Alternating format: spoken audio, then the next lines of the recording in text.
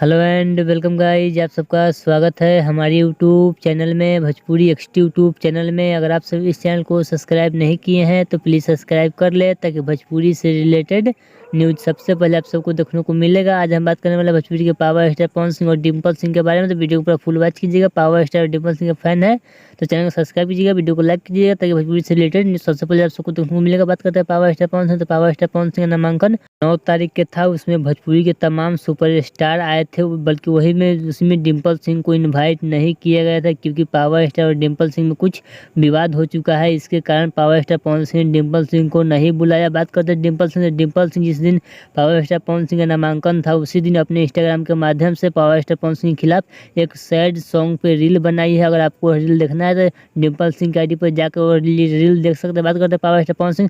तो power star Pawan Singh जनसंपर्क फिर से चालू कर दिए हैं। आज का वीडियो हमें डिस्प्ले चल रहा है, वह पावर स्टार पवन सिंह का आज का यह सब फोटो अपने इंस्टाग्राम के माध्यम से पवन सिंह ने अपने सोशल मीडिया पर छोड़ा है। अगर आप सबको यह video power star Dimple Singh का वीडियो अच्छा लगा तो प्लीज सब्सक्राइब कीजिए, वीडियो लाइक कीजिए, ताकि भोजपुरी से रिलेटेड न्यूज़ सबसे पहले आप सबको देखने को मिलता है। चलिए मिलते हैं एक और न्यू अपडेट के साथ। तो ओके बाय।